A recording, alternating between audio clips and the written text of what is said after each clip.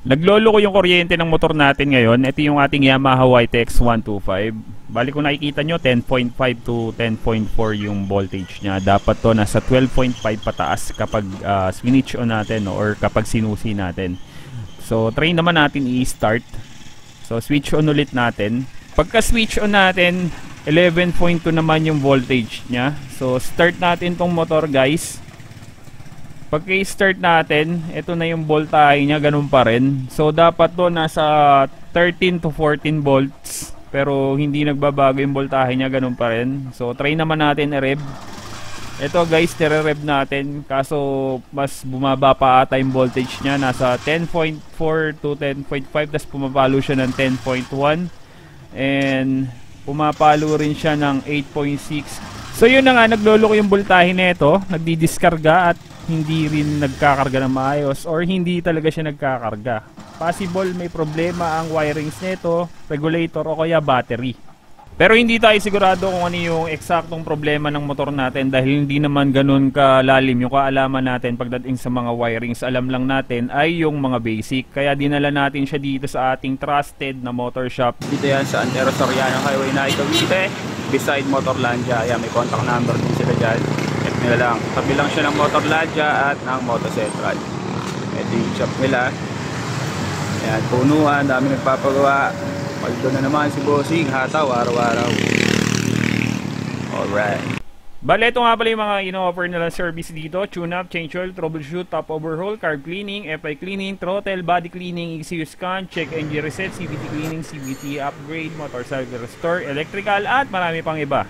At sinimulan na nga ni Boss Kenneth ayusin ang ating motorsiklo. Binabaklas niya na yung mga dapat baklasin dito. At dito sa part na to, natanggal niya na yung upuan. At tinatanggal niya pa yung mga dapat tanggalin. Natanggal na ni Bossing yung mga dapat tanggalin. At ito, chinecheck niya yung regulator ng ating motorsiklo at iba pang mga wirings. Dito naman ay may pinutol na wire si Bossing at binalatan para gamitan ng tester. So ite-tester na ni Bossing itong wirings na to para malaman kung okay pa tong mga wirings dito.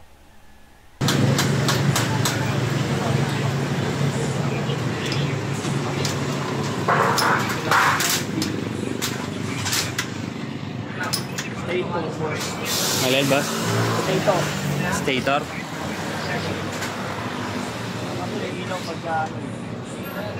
Oh, may kuryente dapat yan eh, no? Ay, hindi nakapatay. Wala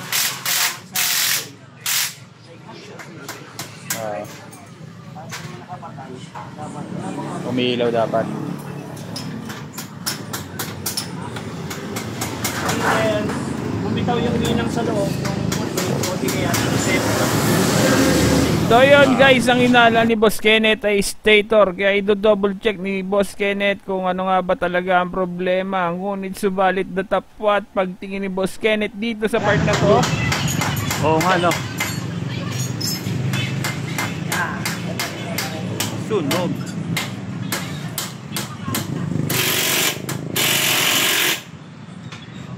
Buti hindi lumihab yan, no?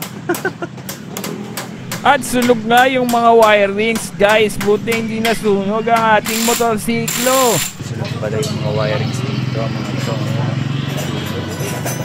Naputol na. Hindi may kamahal. Yun lang. Asa magkano yung bossing? Hindi ko sure pero estimate yung genuine niya, nasa 2,000 yan. Asa 2,000? Putang Pero ina. sana hindi. Sana. Grabe ka, mahal pala ng stator. Sana walang tama ang stator ng ating motorsiklo, mga chong. Kung hindi ay talaga namang gastos tayo malala dito. Kaya naman patuloy na tinetester ni Bossing Kenneth ang mga wirings nito ng ating motor.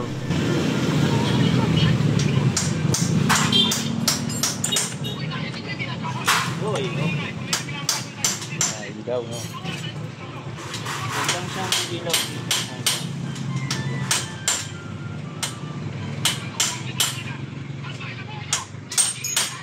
Pag umilaw sa ground, sunog na.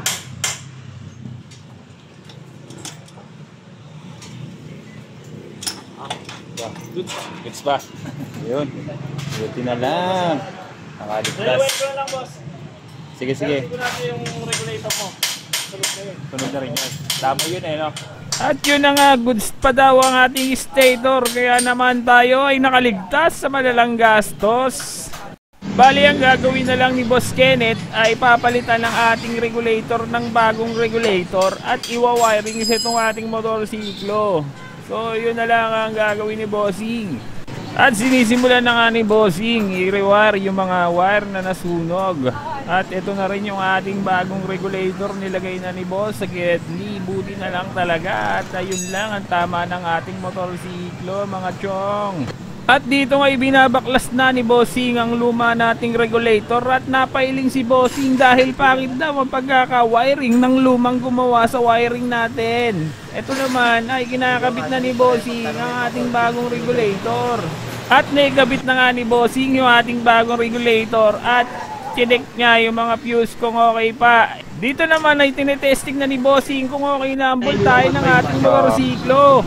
Pero diskarge, no? nag-charge siya, okay na. Stable coating.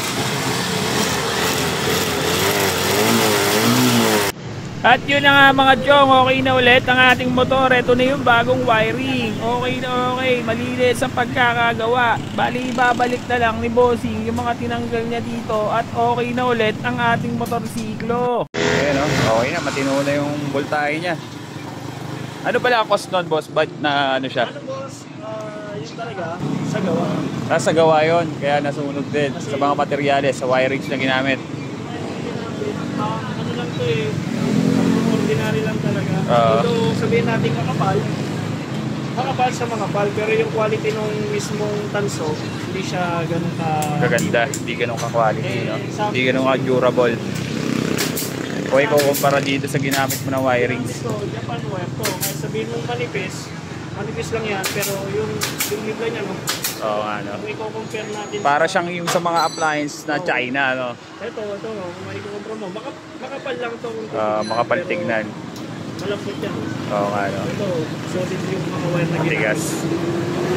Manipis lang talaga tingnan to.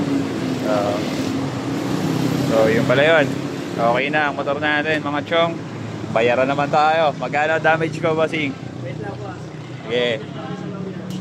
Pa-breakdown na lang. So yun mga chong, tapos na gawin ni Boss Kenneth ang ating motorsiklo. Bumalik na rin sa normal ang voltahe ng kuryente dahil pinalitan niya ng bagong regulator yung lumang regulator dahil nadamay na yun sa pagkasunog ng mga wirings. So bumalik na din sa normal yung boses ko, hindi na parang gago katulad kanina.